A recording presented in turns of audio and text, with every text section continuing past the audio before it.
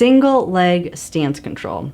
Just a fancy way to describe the ability to stand on one leg. And probably one of the most critical skills to master, whether you're in the very early stages of rehab or you're trying to return to those higher level activities. And every so often, I like to put a new video together with some fresh ideas for all of you to incorporate into your rehab program. If you're new to this channel, I'm Tara, I'm a neurologic physical therapist, and on this channel we talk about anything and everything related to mobility, health, fitness, mindset in the context of those of you who have had damage to your brain or your spinal cord, with the end goal of empowering you with as many tools as possible to take ownership of your rehab and get to the highest possible level.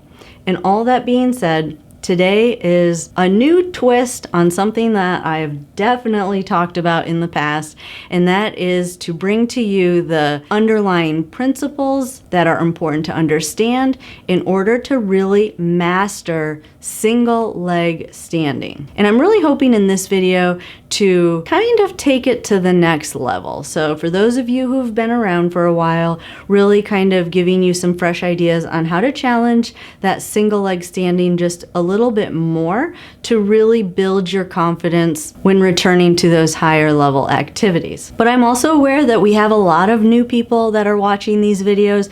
So the beginning of this video, I am gonna go through just very quickly the underlying principles or things that I take into consideration when building a single leg standing balance program for someone, as far as how single leg standing might be impacted by damage to the neurologic system. And then of course, give a progression of activities so that you can find something in there regardless of where you're at in the rehab process. So first and foremost, big picture.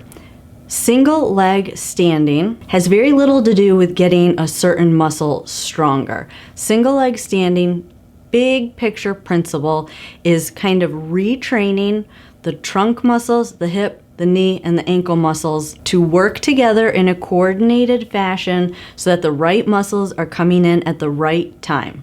And when muscles need to group up together or work together, that they are working together in a coordinated fashion. So that's the big picture principle. That is what we are trying to restore after someone has damage to the brain or the spinal cord, specifically when it comes to relearning single leg standing. Now, what are some of the things that can happen that can interfere with this after you've had damage to your neurologic system? Well, there's overactive muscles, there's underactive muscles, and then there's just lack of coordination between muscles, meaning that muscles are not playing nice together. So by overactive muscles, I'm usually referring to spasticity, or muscles that have an involuntary contraction. I oftentimes refer to those as overactive. Abnormal synergies are when muscles just aren't playing nice together. And when I refer to underactive muscles, it's not always necessarily a weak muscle. It just maybe is that there's other muscles that are so overpowering that other muscles can't engage as much. And again, this is just specific to someone that's had damage to their neurologic system. So that's a very brief explanation. In the description below, I will link some of the videos that I've done in the past where I've really done a deep dive on these concepts such as spasticity and abnormal synergy patterns.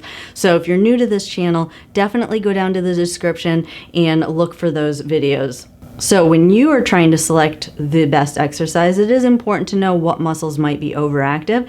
And for the most part, the most commonly muscles that are overactive or might be spastic are the hip adductors, so the muscles that bring the legs together. And that can either be spasticity in the muscles in the inner thigh, or it can be that someone that has an abnormal extensor synergy pattern, and more often than not, it's a combination of the two. Another muscle that's usually overactive or has some spasticity are the muscles that point the foot. And again, this is either spasticity in the muscles that point the foot, or it is someone that has an abnormal extensor synergy pattern. And the reason that this is important is when that calf muscle is overactive and points the foot when you're standing or trying to regain your stance control, it'll push your center of gravity backwards, or it'll push your body backwards.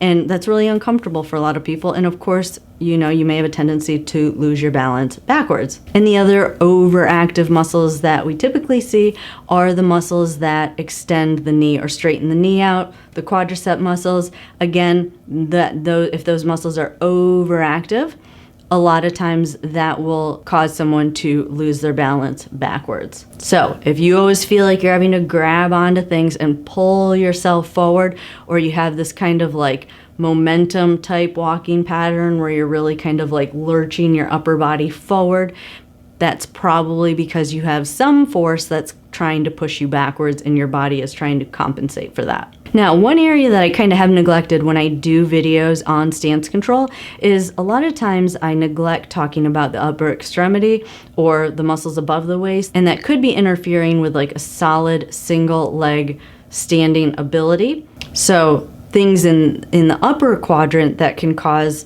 trouble with standing balance are very commonly there's an overactive pec major, overactive pec minor, an overactive latissimus, and overactive subscapularis. Now all of those muscles in combination pull that shoulder down and forward.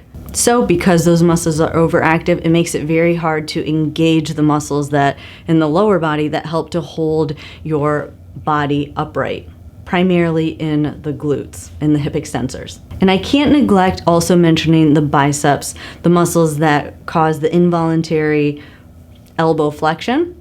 Believe it or not, that bicep muscle actually crosses the shoulder joint as well. So even though you see it primarily at your elbow, that also contributes to pulling that shoulder forward. So just things to be aware of if your OT or your physical therapist is working on that arm and giving you exercises to do at home for that upper extremity and stretches to do for that. It's really, really important that you do those. The tighter and shorter those muscles are in that upper quadrant, it really does impact your balance. So definitely make sure you're not neglecting those muscles. So big picture, what's the goal? The goal is to minimize a lot of these overactive muscles and retrain an appropriate coordinated effort between muscles. So I've said this before, muscles that fire together, wire together. That's why working on quality movement is so, so, so important. Whatever muscles are firing together, they are wiring together, and that's becoming hardwired in your brain. So quality movement, always important to work on that a little bit each day. If you're letting those spastic muscles guide all of your movements, that is what's getting hardwired into your brain. And again, everything I just mentioned makes walking so much harder if those muscles are just left to spin out of control on their own. So our goal is always to minimize the movements that we don't want and really hone in or focus in on normalizing movement. And if I were seeing you in my clinic and I were giving you my home exercise program, I do the same exact thing. My goal is always to empower everyone to be their own therapist when you're on your own and doing your exercises. And so that being said, I always tell people that you have a textbook with you at all times. Always use your uninvolved side of your body, and that is your textbook. That is normal movement. So if you ever are wondering what normal movement or normal posture looks like, get in front of a mirror, do it with the uninvolved side, and then see if you can match that movement with the involved side. So our goal is always just to normalize movement. So how do we normalize movement when you have muscles that are involuntarily contracting? Well, a lot of it has to do with setup. So I've talked about this before, and I will link videos that I've done in the past where I really have done an entire video on each one of the stages in movement recovery.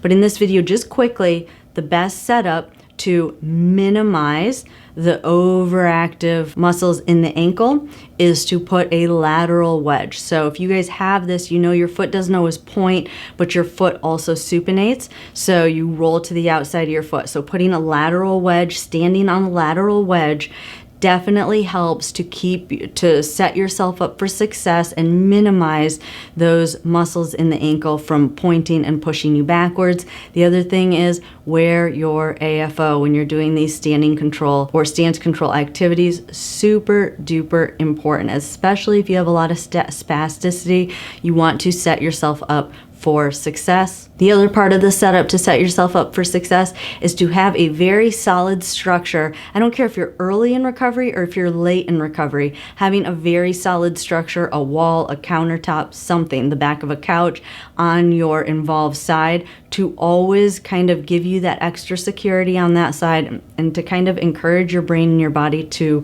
weight bear or shift your body weight over to that side. Some kind of a tape line on the floor I always recommend, so that you can see when you're over one leg and when you are over the other leg. I think having like a line that delineates your left from your right on the ground is super important. And then I always recommend a mirror. Okay, so that was very quick. Just setup, super important, especially for those of you that are new and haven't been following me for a while. I haven't really talked about that in several videos. That is the setup, standard setup I do for all the standing balance activities. And then once you have this setup, the sky is the limit. So from this point forward in the video, we're gonna head over to the gym. We're gonna go through a progression of activities to get from not being able to single leg stand to be able to single leg stand. And then we're gonna go through a separate progression of activities of going from being able just to single leg stand in a single plane and with no movement,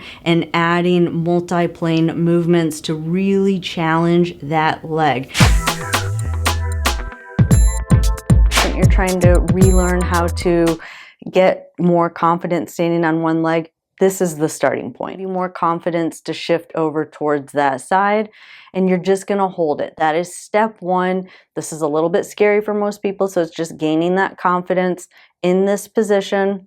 And then once you get really comfortable with that, you're gonna take your uninvolved leg and just step it forward just a little bit. That again will bias more weight towards your involved leg. The next step would be to do a little mini squat and back up. A little squat, really forcing the hip and knee to bend on this side, and then standing back up tall. Then once you get really comfortable with that, you see we still have both feet still on the ground. Now we got to get used to unloading the opposite leg. So we're going to come back to this starting position where your feet are side by side.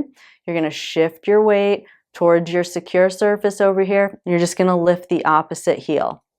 I still recommend the strap because it does keep your knees together. A lot of times when you take the strap off, this knee will want to go out to the side like this. Those of you that have this problem will recognize that position. So the strap helps to discourage that. So again, knees strapped together, and you're just doing a little heel lift.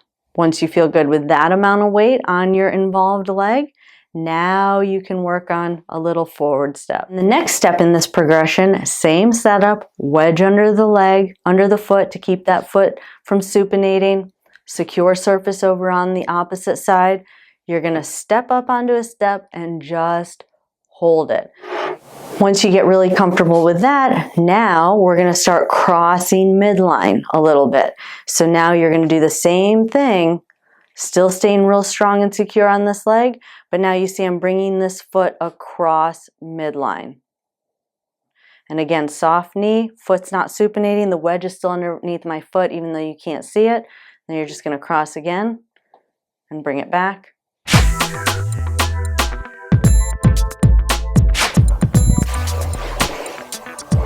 So for this exercise, what we're working on is combination of movements. This is the involved leg that is doing most of the work for this particular exercise. Really working on keeping a smooth, controlled rhythm, not letting this foot supinate and not letting the knee hyperextend, while also getting a little bit of hip rotation in there. So that's really the key to this exercise. So again, you're gonna go into a little curtsy. This is your weaker leg. You can see we're getting some of that hip rotation in there. And then you're going to come all the way across into a side lunge. Bend this knee. Don't let this knee bend. A lot of times when I do this with people for the first time, both their knees want to bend. We're going to try and keep that knee straight. And then you're going to come right back over into that curtsy squat. So for this exercise, what we're doing is we're challenging that stance control. So this is still part of that stance control series. Now we're just getting into the advanced exercises, that stance control in multiple planes. So I'm loading that leg, making sure that the foot's not supinating, that the knee's not hyperextending. I still have my toe on the ground on the other side just for a little bit of balance. And then what you're trying to do is reach with your uninvolved hand across midline, hinging at that hip and then coming back up. So you're learning how to hinge at that hip. By reaching across midline, you're getting a little bit of rotation in there and then come back up.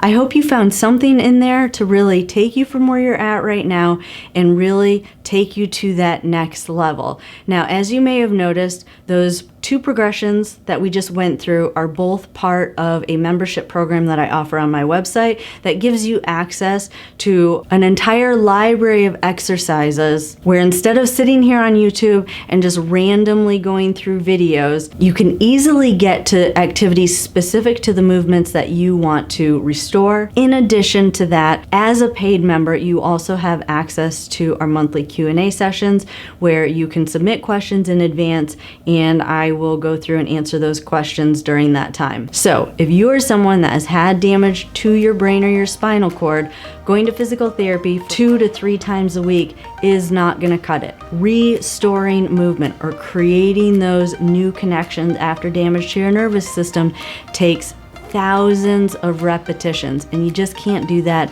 in the limited time that you have in therapy. You definitely need a supplement to that. So that is why I created this program. It's an affordable way to give you the tools to reach your highest maximal level. So definitely check that out.